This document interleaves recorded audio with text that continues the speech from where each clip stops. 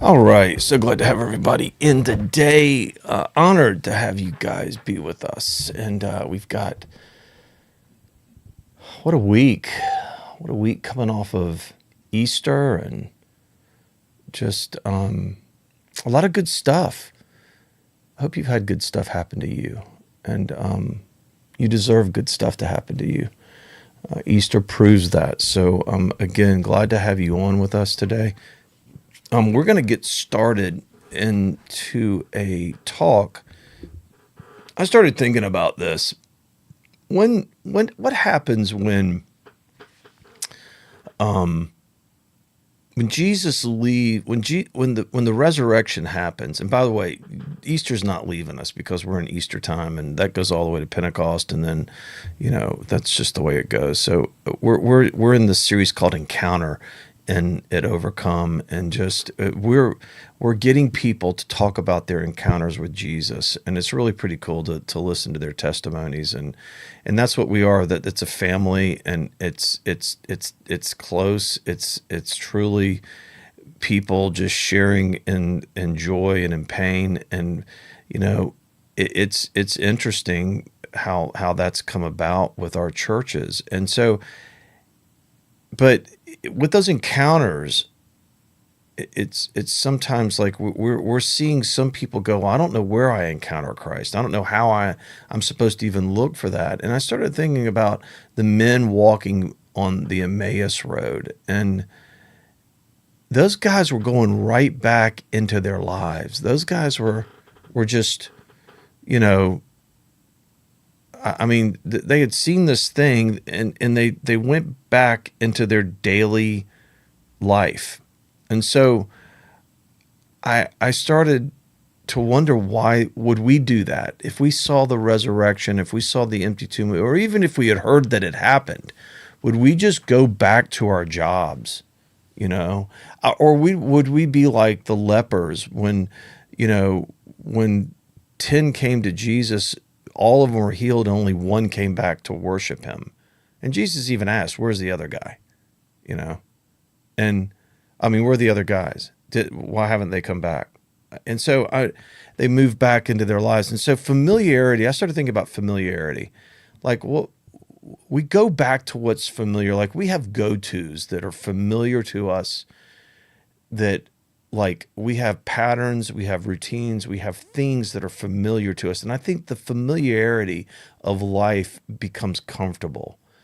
But when we become too familiar, I think we stop seeing Jesus. Our passion dies for Jesus. Our obedience starts to wane.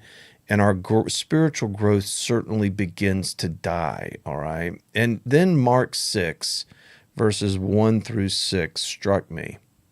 And I want you to hear what happened in this. I'm going to read it to you. Here it goes. Jesus left there and went to his hometown, accompanied by his disciples. And when the Sabbath came, he began to teach in the synagogue, and many who heard him were amazed. Where did this man get these things, they asked. What's this wisdom that has been given him? What are these remarkable miracles he is performing? And isn't this the carpenter? Isn't this Mary's son, and the brother of James, Joseph, Judas, and Simon? Aren't his sisters here with us? And they took offense at him. And Jesus said to them, a prophet is not without honor except in his own town, among his relatives, and in his own house. And he couldn't do any miracles there, it says. I mean, so this saddens me, because what the truth is about what is happening in this scene is that people recognize Jesus, the man, but they don't recognize the Messiah. Like that, and I think familiarity can blind us to who Jesus really is. It says, isn't this the carpenter? Isn't this Mary's son? They know him. They've seen him. They're familiar with him. And they grew up with him. But they missed who he really was. All right. And in John 1:10, he was in the world, but the world did not recognize him. I mean, there is a place that when we really start to think about how we view Jesus, I think I think part of the problem is that we don't see Jesus trying to do anything miraculous anymore, anything different any longer. Our ruts and routines, our familiarity gets us so bound into systems and cycles that we don't even expect the miracles to happen any longer. And I think that's a dangerous place to be. I mean, like I bet you money when you get up in the morning, and I mean, I might be wrong. I doubt the first thing you say is, Jesus, I can't wait to encounter you today. I can't wait to find you today. I can't wait to experience you today. Because the minute you walk out your door, you're going into your familiar. I mean, the minute you go out, you're just going right into your pattern, into your cycle again. And I think that familiarity really blinds us to who I think it's classic. They saw the man but didn't see the Messiah. And I think that we can see opportunities, see people, see things where Jesus is working. I mean, just in Matthew 25, we've talked about this sort of ad nauseum, but remember he says, enter into my kingdom, who are favored. Just go read that, the sheep and the goats. And the sheep he goes, when I was thirsty, you gave me water, clothes, and I was naked. You clothed me when I was naked, visited me in prison. And they all go, when did we do this to you? And he says, you did it when you did it. You did it unto me when you did it unto the least of my kingdom. You did it unto me. And I mean, there we motor by, we mow over all of these opportunities. We don't even see. Jesus is saying, you can see me and encounter me, when you're looking for the least. I mean, it's like, there it is. And that's like the lowest hanging fruit that he gives us, right? And so, but we get so consumed with the familiar, we just see the man, not the Messiah, and not the moments. Those are 3 M's for you. It's called an alliteration. Not the man, not the Messiah, not the moments. We just see the man, the ordinary. All right. And I think Jesus is trying to wake us up out of that familiarity, out of that blindness to see Jesus, who he is and where he is. Because eventually it can kind of breed a contempt and complacency in us, because after all of what is said about him in Mark 6:3, it says they took offense at him. I mean, that's kind of odd, isn't it? That they eventually took offense with him. Like, they didn't just they saw the miracles, they saw the wisdom, they saw the teaching, and it's not like they just walked away and dismissed. Does that make sense? They took offense. All right. And there's this place where their attention, they ignore, they discount, they pass by.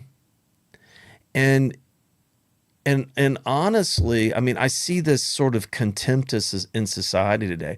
Whenever you mention Jesus, whenever you go out into the world, we're met with contempt in a lot of ways, And I think that that sort of that familiarity, when it becomes a part of our life too much, in other words, when we get into our own worldly stuff, when we get into our own habits too much, we discount what Christ is trying to do in our life. We just sort of move past it. And then honestly, when the truth is spoken to us, we resist it in our own lives. If we've been living in our sin for too long, if we've been living in our bad habits for too long, if anybody tries to challenge that, we'll defend it. And you've done it and I've done it. We'll defend bad behavior every single time. When we come into when the rich man does it, I mean, Jesus says, sell everything you have and follow me. And he can't do it. It's almost like I want to say what we didn't hear are all the excuses he made, but we do hear excuses in other instances, don't we, for following, instead of following the risky road, the road that leads to life. We get the excuses from people. He says, follow me. Nope, I've got a business. Nope, I got to bury my father. Nope, I've got all these other things. I got to go back to my familiar. And so the complacency, the familiar, what we know and how it operates is more satisfying because it's safer, because we know exactly how it's going to respond. We know exactly how our lives have been oriented and systemized. We know exactly what every response is going to be. And that complacency feels good. And it takes something to follow Jesus. It takes a risk. It takes daring to do something different. It takes us speaking out and risking it. Sherry and I talked about this the other day. Jesus is there to blow up your algorithm, absolutely blow it up.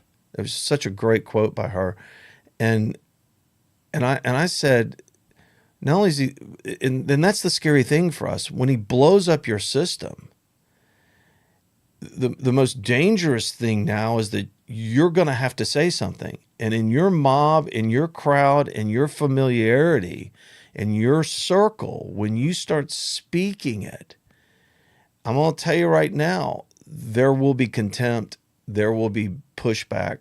And 9 times out of 10, what happens is we just choose not to say anything because it can be too painful, too much chaos, too much risk, too much pushback, conflict, whatever you want to say. All right, and there's where we stop speaking, and because we stop speaking, we stop living, and when we stop living, we start existing, and then all of a sudden we start just moving from one day into the other, doing the same thing every single day, not recognizing how the kingdom of heaven is trying to intersect into our life. All right. And I think that really, like literally in Mark 6:5, he says that he couldn't do any miracles there. No, and I think that there's this cooperative thing. Jesus wants to do things in your life. Jesus wants to, but do you want to receive them? Are you recognizing them? He laid his hand on a few sick people, but otherwise he just, it's really just sort of like, okay, if you want water, you got to turn on the faucet. As Jesus says, ask, seek, knock. If we believe that Jesus is the one that can do it, are we asking the one that can do it? Or is our familiarity, is our road, is our rut, is our routine touching the same old bases? You know what? My job will give me the fulfillment I need. My relationships with people will give me my hobbies will give me the fulfillment. My bank account will provide the new miracles in my life. All these different things. I can go on and on and on, right? My vacations, all these things that we add on. But it's there that, it's not because Jesus lacked power or lacked the want. It's just that, we didn't believe. We didn't have the faith. And I think Jesus is wanting to give us everything. Let me rephrase that. I don't think he's going to give us what we want. I think he gives us what we need.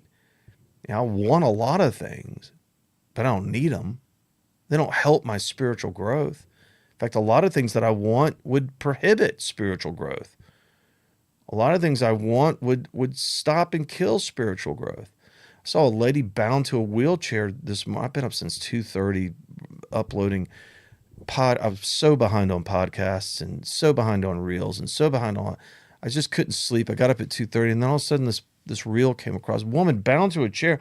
MS, she's like, you think she says, I rejoice in my sufferings. Why? Because if I didn't have this, if we didn't have suffering in our lives, if we didn't have those things, why would we ever turn to God? Why I'd just be a spoiled little brat, just asking for what I want instead of really searching for what I need. And she says, you know what? I need Jesus. I need Jesus. My familiarity, you know, has changed over life. I needed to hunt. Now I need to fish. Now I need to have my quiet time. And we need all that. That's all good stuff. But does that replace Jesus? And there's where I think that all Jesus is asking is trust. Ask me first. Turn to me first. Don't misplace your faith. And you know, and I think, you know, I have high expectations of Jesus. And I think a lot of times our familiarity lowers our expectation of what could happen in our lives and what Jesus can do in our lives. And I think that, you know, ultimately in the very end, what time is it? Okay, yeah, it's good. In the very end, you know, familiarity for me ruins relationships because I start pursuing the things that are important. If my relationship with Jesus should be the most important thing in my life. And because of that relationship, my other relationships start to start to grow, start to become abundant again. I want you to listen. I want you to hear this. I had this weird dream, and it wasn't even a dream. And okay, so this is an encounter with Jesus. See, this is why people don't like to share their encounters with Jesus. I had one lady say, you know what? If I share my encounter with Jesus, people are going to think I'm crazy. They're going to think I'm a nut job. I'm gonna tell you my encounter with Jesus the other day, and this, I don't care if you think I'm crazy or not. So here I am. I'm working and working and working, and all of a sudden I'm sitting there staring at the screen, and all of a sudden the Mormon Joseph Smith and all these things. I'm always dealing with different faiths, different belief systems, from the Muslims to all these. I'm constantly, I'm having to process that because other people are asking me questions. So I have to learn more and do all these things. I mean, you know, some of that stuff is pretty out there, but, you know, one of them is you get your own planet. Correct me if I'm wrong. I might be wrong. I think they believe that when you die, you get your own planet. I've always joked about that in my life. Like, I cannot wait to get my own planet. How interesting would that be, to get your own planet, live on your own planet? I mean, look at Guardian of the Galaxies 2. How prophetic is that? Ego created his own planet, you know, and you could do anything you wanted with it, create anything you wanted, do anything you wanted with it. And then all of a sudden, I'm thinking this. And Jesus speaks to me and says, you can have your own planet. You can have everything you want on your own planet. And then, you know what I asked him? I said, will you be there? And he says, no. And that broke me to the core. In that one instance, he said no. And I realized right then and there that my whole life, in some shape, form, or fashion, Jesus had been present in my life. Even when I didn't believe, even when I left the 99, he was pursuing me. I have not known one moment. Now, I have felt alone. I have felt betrayed by him. I have had my four-letter words with him. I've had all, but never for 1 second did I ever believe, looking back in my life, that he had ever left me. And then I said, well, will you be with me in this thing that I create? I couldn't imagine how great it would be to be able to do all these things on my own planet. He said, no. And you know what I said? Then I don't want it. If you're not going to be with, because it was almost like I was choosing that over heaven, being with him, all the things, all the familiarity, and I would just make my familiarity more beautiful. But if it meant not having him, then I would have to say there'd be no way that I would choose that.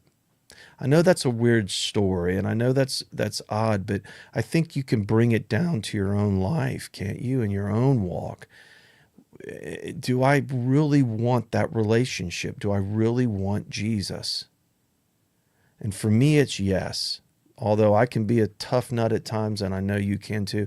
I know you can battle it and struggle it and push against it. Prone to wander, Lord, I feel it. Prone to leave the Lord I love. I'm not going to be this holier than thou preacher sticking a finger in your face, saying, I'm more righteous than you. I struggle with the same thing. All right, but I know because I struggle with the same thing, I know what the answer is in my life, and it's Jesus. And that relationship with Jesus is more important. And every day I battle pursuing an intentional pursuit with Jesus, like I am forging that every single day through prayer, through talking, through bearing fruit, through all those things, or I am struggling with getting back on the road that's familiar, that I've created, that I have grown, that I have made.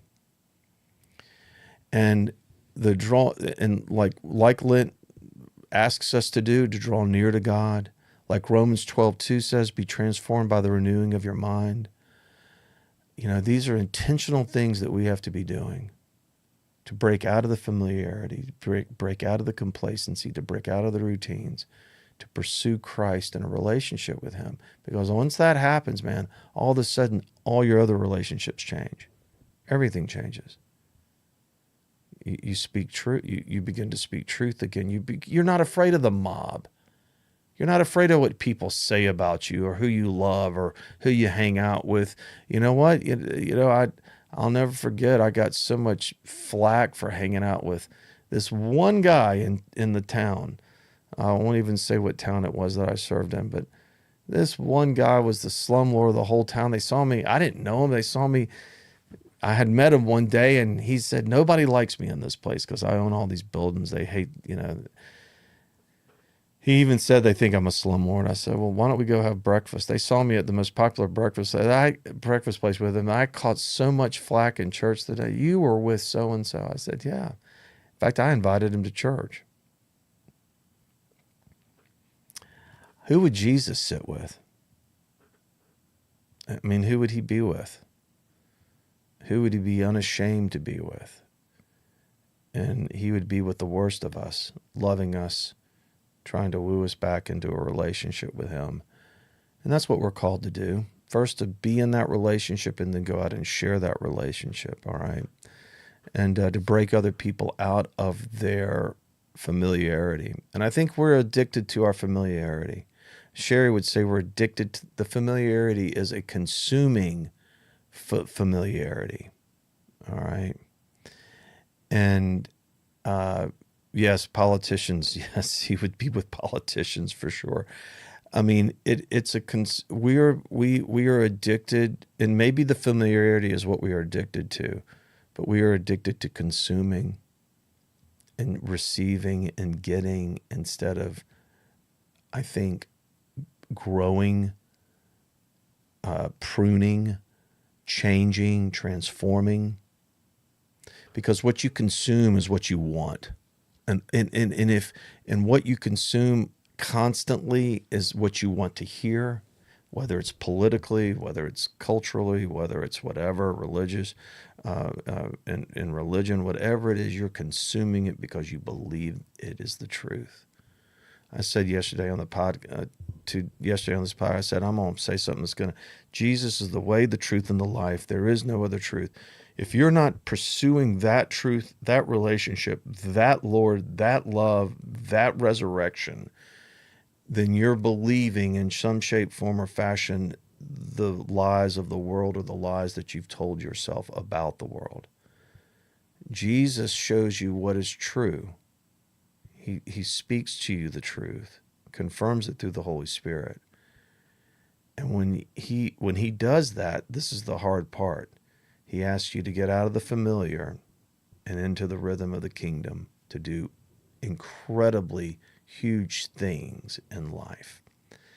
And I think that's the struggle we all have, because the bigger the thing, I'm going to tell you right now, the bigger the risk. And the bigger the risk means that sometimes our circles, we see them now for what they are. We try to love people, we try to be nice to people, but we will not be able to help but speak truth to people. And we'll do it in love. Don't have to scream it, but it will be the truth of Jesus finally in our lives, and we'll live it, and we'll be unafraid to live it. We'll have the courage to speak it, to live it out in the world.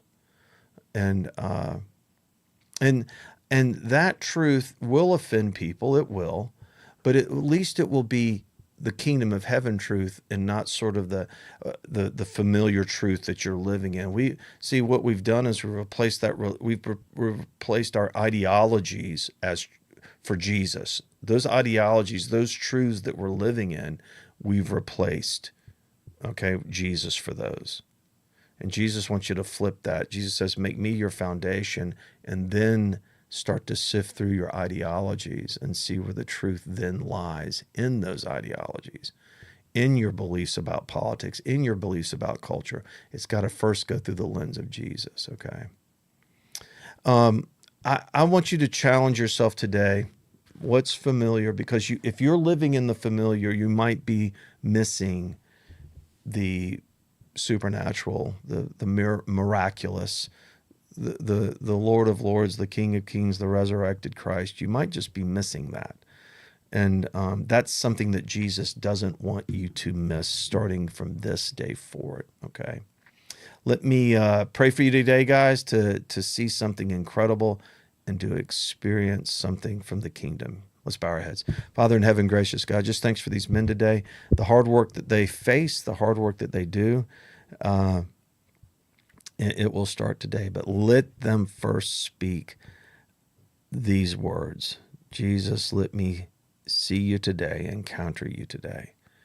Let me put my familiar away and start seeing the kingdom for what it is. And Father, let them be used by you now in a new way. Because of them being able to see clearly who you are, what you are, they will be able to see clearly. We all will be better able to see clearly how you want us to respond, how you want to use us, how you want us to live. So, Father, be with them, encourage them, love them, and gracious God, strengthen them during this time. We ask all of this in Jesus' holy name. And we say together, amen. Guys, much love to y'all. So proud of y'all. If you need me at any time, all you got to do is shout. Love talking to y'all during the week. And yeah, let's do it. Let's meet Jesus today and see what he's going to do with us, okay? Can't wait to see you again next